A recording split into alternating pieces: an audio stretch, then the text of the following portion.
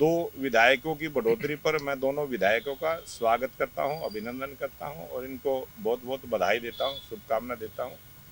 और आज अपने बीच में दोनों विधायक हैं। मैंने इतनी सी बात आप सबसे साझा की थी। आज भारतीय जनता पार्टी का जो हरियाणा की जनता से 48 की संख्या थी वो बढ़कर आज 50 हुई। सर, तीसरी निर्दलीय विधायक को लेकर भी चर्चा थी कि वो भी आपके संपर्क में है। सावित्री जिंदल के बारे में क्या स्थिति है, क्या वो आपके साथ हैं या नहीं? जब सावित्री जिंदल जी जो निर्दलीय विधायक है, इसी प्रकार से जब वो भारतीय जनता पार्टी में अपना समर्थन व्यक्त करेंगी तो उस समय भी आपके सारी मीडिया के सामने इसी प्रकार से बैठ के आपसे बात साझा करेंगे। शपथ ग्रहण को लेकर एक बार बता दीजिए क्या स्थिति रही? अभी आज हमारी शिष्टाचार भेंट सभी हमारे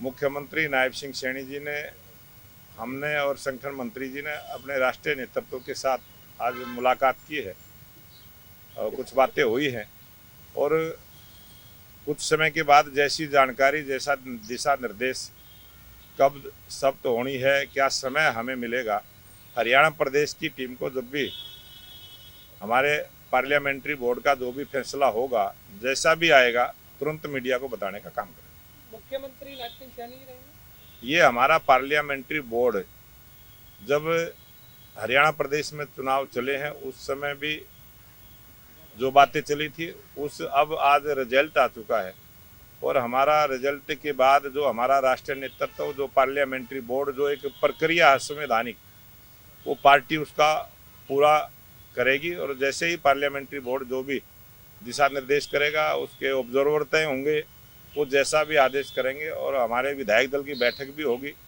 और जिस प्रकार से विधायक दल की बैठक में जो नाम आएगा वो आपसे जरूर साझा करने का काम। सरकार दशहरे से पहले गठित हो जाएगी या तब तक हो जाएगी या उसके बाद होगा? अभी इस प्रकार का निर्णय राष्ट्रीय नेतृत्व की तरफ से हमें नहीं मिला है।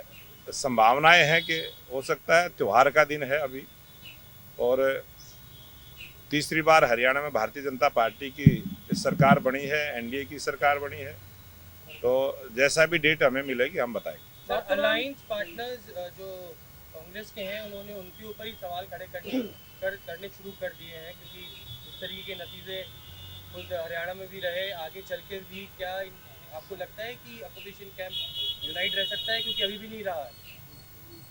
इंडिया गठबंधन जिस प्रकार का उनका आचरण, उनकी नीति है, वो समय समय पर जब भी चुनाव होते हैं, हर स्टेट में जब भी चुनाव हुए हैं, वो उनका गठबंधन टूटा है।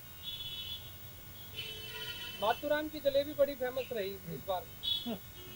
माथुराम की जलेबी हलवाई की दुकान पर बनती है और वहाँ कांग्रेस पार्टी के राष्ट्रीय नेता बयान देते हैं कि मैं बड़ी बड़ी फैक्ट्री लगाऊंगा, इनको एक्सपोर्ट करूंगा। उनको मालूम नहीं था कि कांग्रेस के नेताओं ने उनको बताया नहीं अब जलेबी कैसे बनती है। हरियाणा की जनता ने समझाया है कि जलेबी कैसे बनती है। राजनीतिक जलेबी जो है वो हरियाणा की जनता ने जो मैंडेट दिया है वो कांग्रेस को समझाने का काम किया। सर, थोड़े स्पष्ट कर सकते हैं, क्लियर कर सकते हैं कि आउटसाइड सपोर्ट ही कर रहे हैं दोनों इंडिपेंडेंट एमएलए या आगे चल के बीजेपी को ज्वाइन भी करवाएंगे, इनको सदस्यता भी दिलवाएंगे?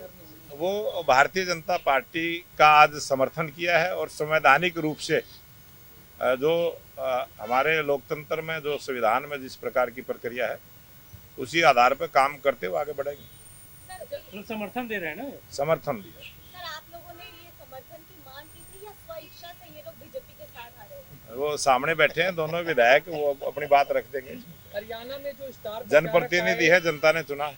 हरियाणा में जो स्टार प्रचारक आए, योगी आदित्यनाथ, प्रधानमंत्री अमित शाह, राजनाथ सिंह, कितना प्रभाव पड़ा और क्या देखते हैं? क्योंकि कांग्रेस कह रही थी कि कांग्रेस आ रही है, बीजेपी जा रही है। ये कांग्रेस का झूठा नारा था और उस झूठे नारे को जनता ने नकारने का काम किया है। जिस प्रकार के 7 शर्तें उन्होंने जिस प्रकार की रखी थी, अपना घोषणा पत्र भी उन्होंने झूठ का पिटारा बनाने का काम किया। वो हरियाणा की जनता समझदार है।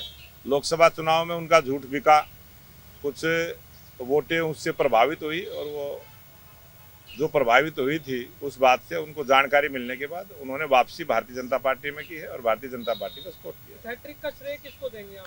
हरियाणा प्रदेश की बहादुर जनता को मैं इसका श्रेय दूंगा और भारतीय जनता पार्टी के कार्यकर्ताओं ने जो मेहनत की है उनको श्रेय दूंगा। और देश के लोकप्रिय प्रधानमंत्री नरेंद्र मोदी जी की जो नीतियाँ हैं, जिस प्रकार से हरियाणा प्रदेश मोदी जी के दिल के करीब बसता है। मोदी जी ने जो हरियाणा प्रदेश के अनेक गांवों में घूमे हैं, अनेक लोगों को सीधा संपर्क है, जानते हैं, और वो सारा प्यार और प्रेम इस जीत के रूप में हरियाणा की जनता ने दिया। आपने जेपी नड्डा से मुलाकात की, धर्मेंद्र प्रधान से की, और भी नेताओं से की, क्या कुछ चर्चा रही? आज सारी चर्चा चुनाव से संबंधित रही है, जीत से संबंधित रही है, और आज तो खुशी का दिन था। एक शिष्टाचार बैठक, शपथ का फिलहाल शपथ जैसे ही डेट आएगी मैं आपको बताऊंगा। न्यूज नेशन अब व्हाट्सएप पर खबरों के ताजा अपडेट के लिए न्यूज नेशन के इस QR कोड को स्कैन करें।